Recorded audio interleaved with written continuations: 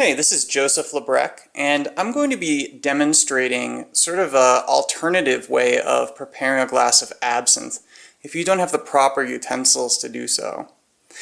So here I have a bottle of absinthe, and what I'll do, and what you normally do, is if you have an absinthe glass, which I have right here, so you'll notice there's a dosage container right here, this little bubble. That's about an ounce. So what you would do normally is pour in to your glass an ounce of absinthe.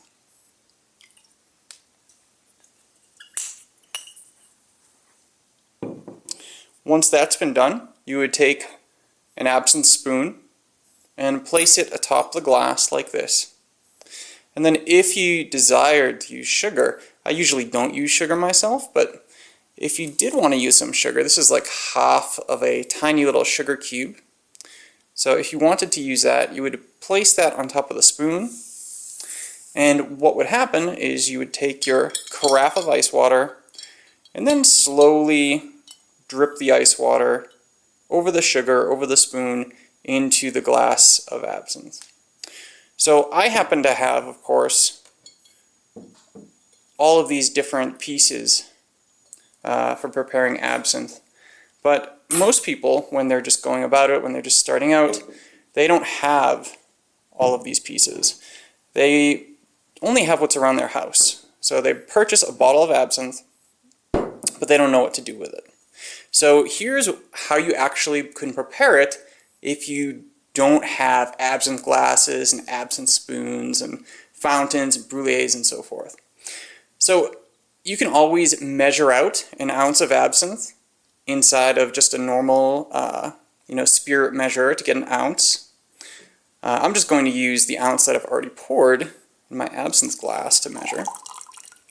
And you can pour that into a wine glass or a water glass or whatever you have on hand. So if we don't have an absinthe spoon, we can actually just use a simple fork.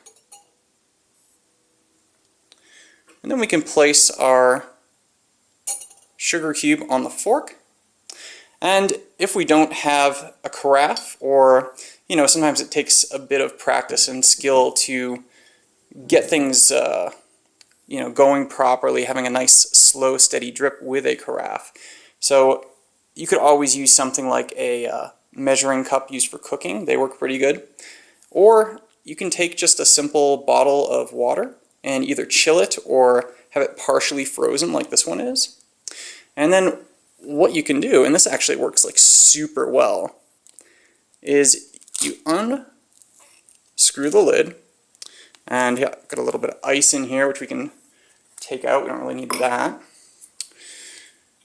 And then we just screw the lid on partially, so it's not going to come off, but it lets a little bit of water out. And we can use that to actually drip our water.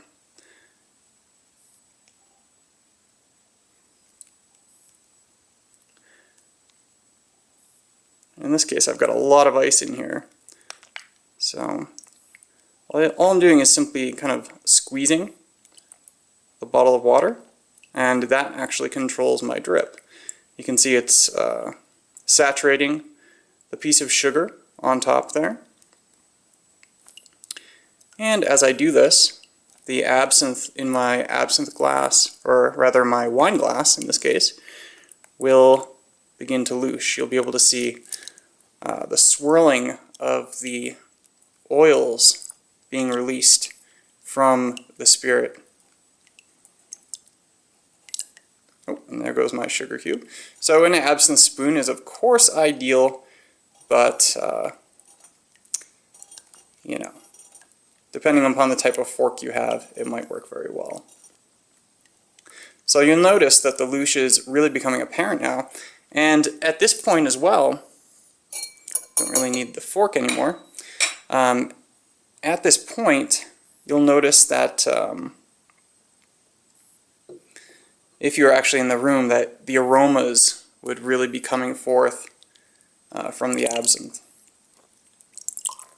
Of course, we can speed this up if we desire.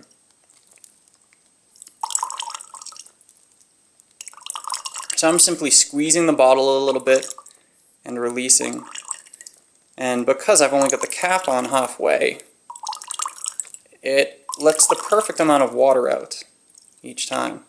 And I can control how far up I am, so I can go down low if I don't want to splash very much, or if I really want to cause some turbulence in the absinthe and really get the louche going, I can go way up here and drip as much as I want. So how do you know that it's enough water? It's normally between 3 to 5 parts water. I find most absinthes are usually good around 4, although some you have to use a little bit more in order to, release the full bouquet of the aromas and the full flavor profile. It opens up quite a bit the more water you put in, but you never want to overwater because then your absinthe will taste kind of watery. So when you notice that there's no more neat spirit left in the glass, now is time to actually taste it and see if it's properly done. So you use your spoon or your fork to mix in any additional sugar that might not have been dissolved. I'm using such a small amount of sugar anyway, it should be alright. And then you taste the absinthe.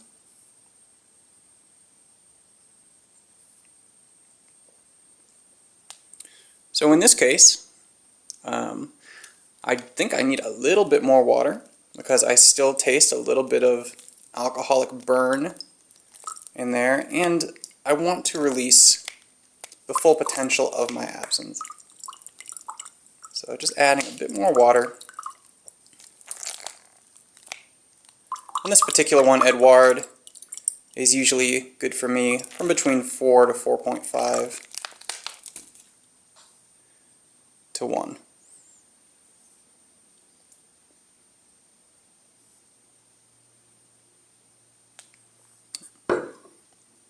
So there we have it. Very easy to prepare absinthe at home, even if you don't have the normal absinthe accessories to use for your preparation ritual. One last thing, of course, you never want to drink absinthe neat. You always want to prepare it with water. It's an extract, and it's meant to be tempered. So this is 72% alcohol. Once you temper a glass, it's about 12% alcohol. So this is about the same amount of alcohol as you would get in a glass of wine. Also, never use fire with absinthe. It will ruin the taste, and being a high alcohol content, you're liable to either burn yourself, your loved ones, or your house down.